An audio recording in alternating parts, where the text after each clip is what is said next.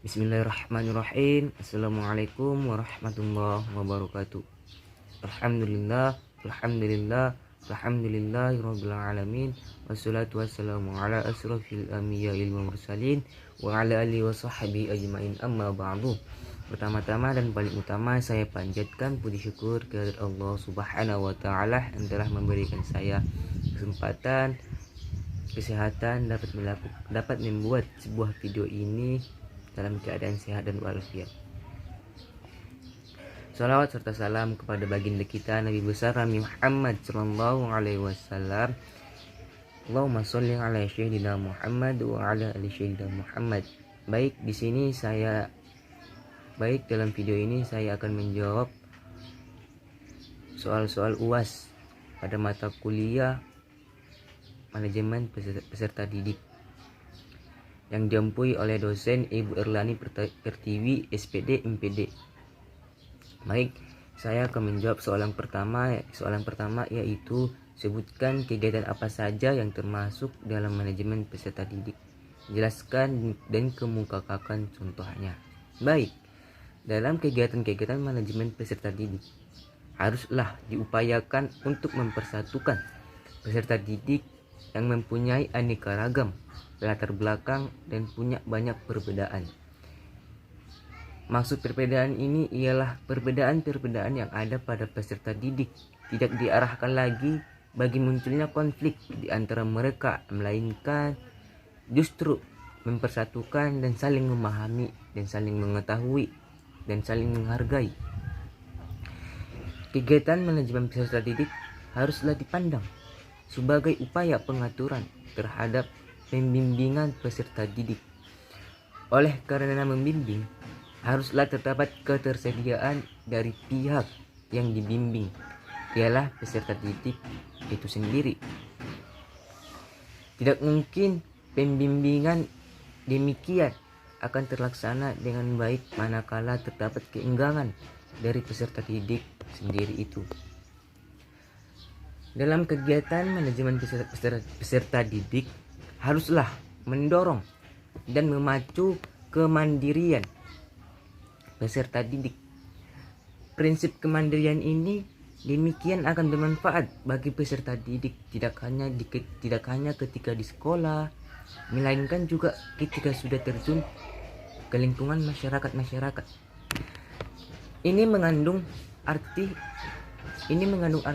bahwa ketergantungan peserta didik haruslah sedikit demi sedikit dihilangkan melalui kegiatan-kegiatan manajemen peserta didik.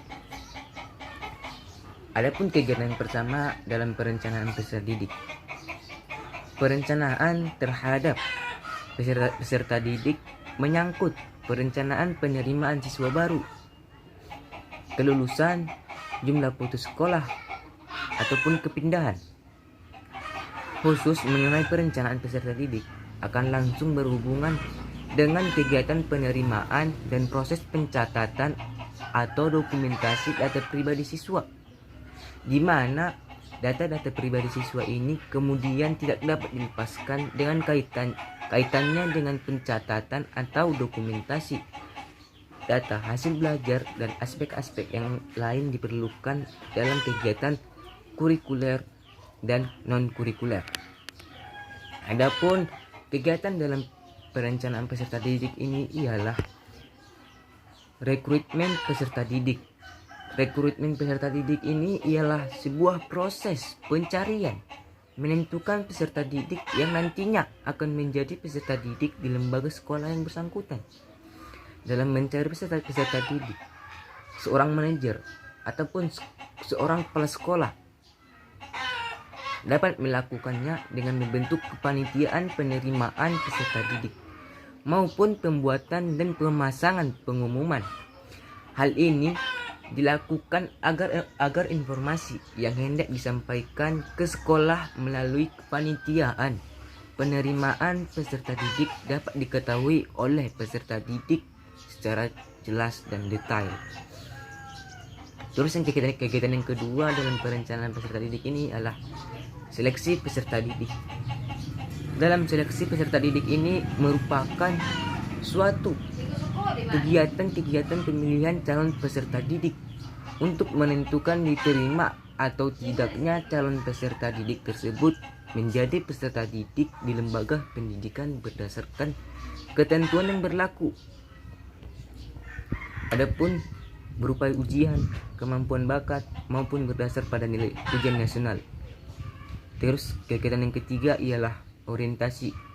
Orientasi merupakan kegiatan mengenalkan situasi dan kondisi lembaga pendidikan, tempat peserta didik menempuh pendidikan. Lingkungan yang dimaksud ini ialah lingkungan fisik sekolah dan lingkungan sosial sekolah.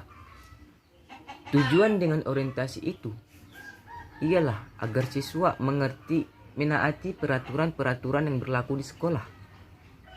Peserta didik dapat aktif dalam kegiatan yang diselenggarakan sekolah dan siap menghadapi lingkungan baru secara fisik, mental, dan emosional.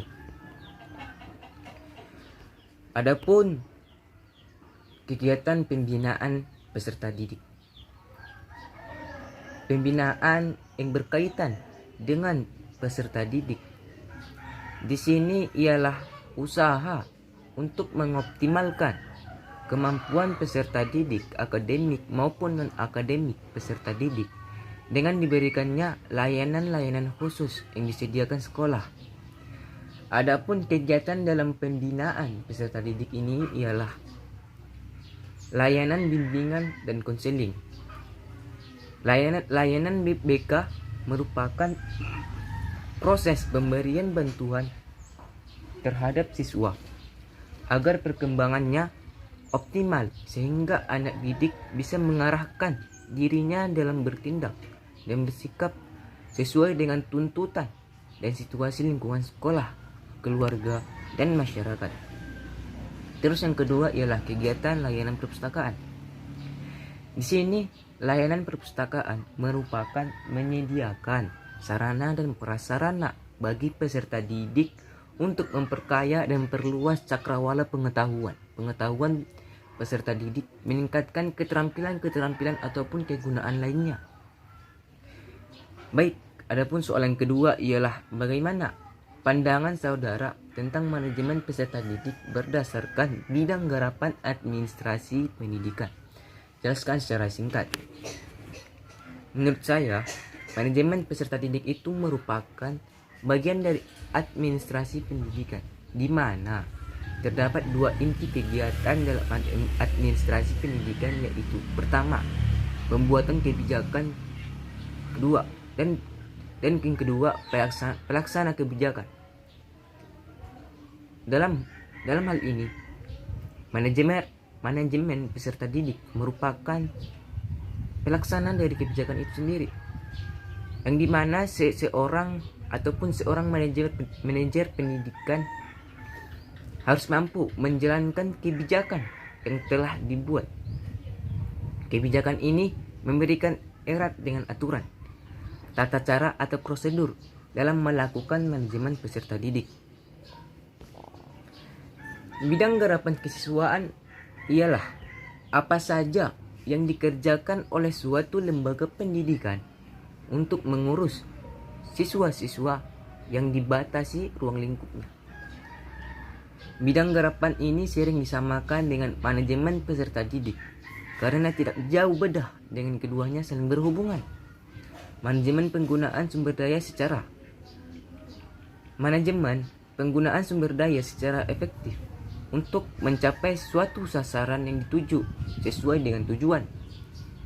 Peserta didik kata kerjanya mendidik. Bidang garapan kesiswaan adalah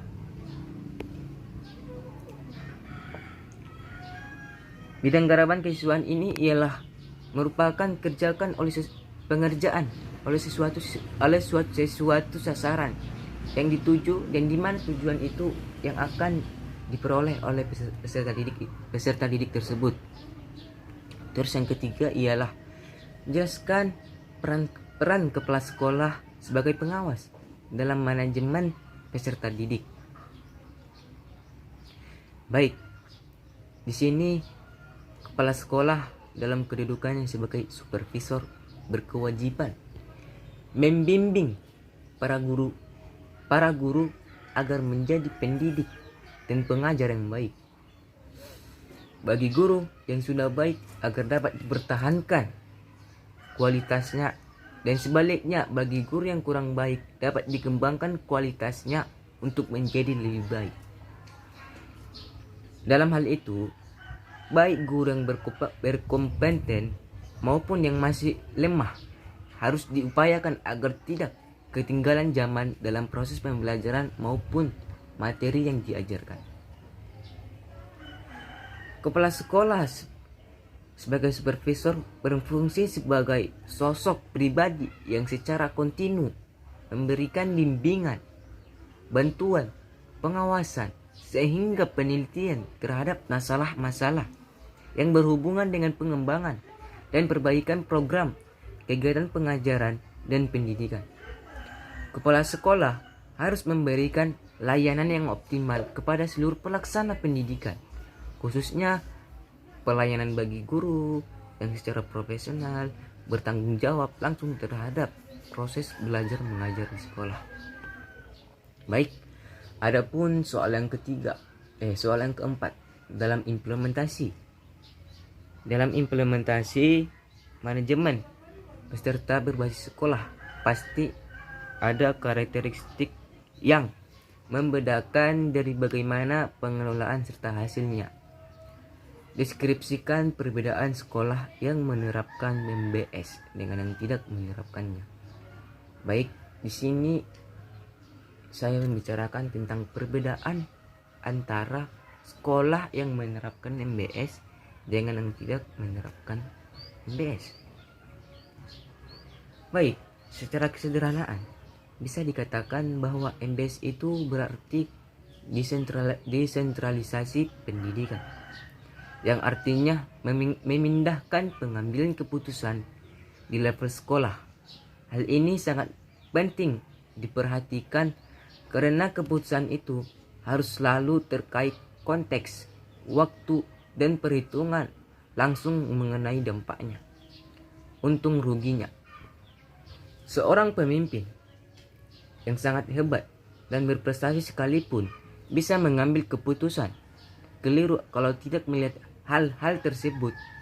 Itulah sebabnya pemimpin itu harus lebih dekat dan lebih terlibat dalam lembaga pendidikan, dalam pengambilan sebuah keputusan. Terus, adapun keuntungan dalam menerapkan MBS ini ialah pertama, keuntungan ekonomi diperoleh sekolah ketika memahami logika. MBS ini telah dipercaya sekolah sebagai pengambil keputusan. Sekolah seharusnya menjadi pihak yang paling memahami situasi dan kondisi, kebutuhan, dan langkah taktis lembaganya karena mereka memiliki data lengkap. Terus yang kedua, keuntungan aspek profesional. MBS memungkinkan keputusan diambil berdasarkan situasi dan keputusan sekolah. Itulah keputusan profesional. MBS yang melibatkan partisipasi guru menjadi sebuah keputusan diambil secara integratif. Terus yang ketiga ialah keuntungan aspek politis. Aspek mengusung kepemimpinan yang partisipatif dan menjadikan situasi sekolah lebih stabil. MBS menjadikan sekolah makin mandiri dan banyak aspek dan seharusnya tidak membebani atau menjadi beban bagi pemerintah atau lembaga tertentu. Terus yang keempat, keuntungan efisiensi. MBS ini mendorong pengaturan sumber daya yang lebih efektif dan sesuai dengan kebutuhan. Sekolah paling mengetahui keadaan, kebutuhan, dan langkah taktis yang harus diambil termasuk terkait dengan sumber daya manusia ataupun SDM. Terus yang kelima, prestasi siswa. keuntungan prestasi siswa. Dalam MBS ini melibatkan guru dan orang tua dalam pengambilan keputusan, bisa menciptakan iklim kerja yang mendorong prestasi siswa. Guru dan siswa akan makin termotivasi dalam melaksanakan proses belajar mengajar dalam sekolah karena memiliki otoritas dalam melangkah dan kesempatan berkreasi. Sekolah dalam model MBS ini memiliki kategori yang baik, memiliki kewenangan yang lebih besar dalam mengontrol kegiatan-kegiatan di sekolah. Dengan kewenangan ini, warga sekolah dapat melakukan beberapa hal secara lebih mandiri dalam perencanaan sekolah, pelaksanaan maupun kontrol atas pelaksanaan berdasarkan perencanaan yang dibuat. Sekolah yang menerapkan MBS ini menggunakan prinsip swakelola. Dimaksud dalam prinsip swakelola ini ialah dalam melaksanakan kegiatan-kegiatan di sekolah harus dilaksanakan secara mandiri. Oleh karena itu, partisipasi masyarakat dan komite sekolah menjadi sangat penting agar sekolah bisa menjalankan kepercayaan yang diberikan dari dinas pendidikan atau yayasan. Baik, dari situ dapat kita simpulkan bahwa sekolah yang menerapkan MBS itu lebih baik kualitasnya ketimbang sekolah yang tidak menerapkan MBS. Mengapa? Karena sekolah yang tidak menerapkan MBS itu belum tentu mempunyai prinsip-prinsip yang ada dalam MBS. Dalam sekolah yang menerapkan MBS itu belum tentu mempunyai keuntungan dari menerapkan sekolah MBS itu. Baik, soal yang kelima, manajemen peserta didik merupakan salah satu faktor yang mempengaruhi terhadap keberhasilan. Bagaimana menurut saudara manajemen peserta didik untuk masa yang akan datang? Untuk keberhasilan dari pendidikan itu tergantung pada kegiatan manajemen peserta didik itu sendiri. Contohnya, proses perekrutmen dan penyeleksian calon peserta didik itu. Terus soal yang kelima ialah manajemen peserta didik merupakan salah satu faktor yang mempengaruhi terhadap keberhasilan pendidikan. Bagaimana menurut saudara manajemen peserta didik untuk masa yang akan datang? Baik, menurut saya keberhasilan dari pendidikan itu tergantung pada kegiatan manajemen peserta didik sendiri. Contohnya dalam proses perekrutmen dan penyeleksian calon peserta didik harus lebih diketatkan lagi. Kegiatan orientasi secara detail mengenai kondisi lingkungan sekolah, baik fisik maupun non-fisik. Penempatan peserta didik yang berdasarkan pada kemampuan intelektual, minat, dan bakat. Selanjutnya, pemberian layanan yang optimal pada peserta didik dengan menyediakan layanan BK, perpustakaan, kantin, maupun lainnya. Dilakukannya pengembangan peserta didik dalam kegiatan ekstra sekolah, pembinaan, dan pengembangan peserta didik akan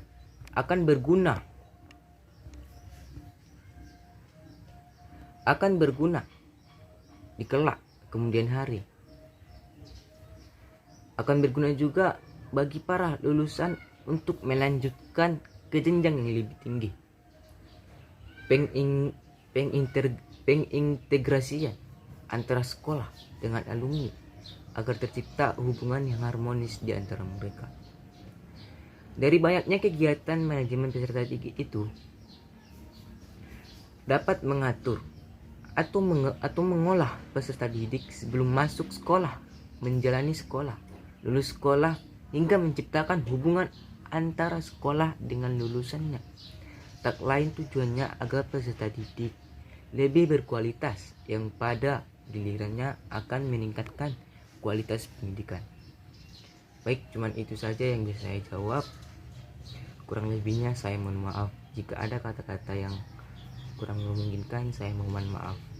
Wabillahi taufiq wal hidayah. Wassalamualaikum warahmatullahi wabarakatuh.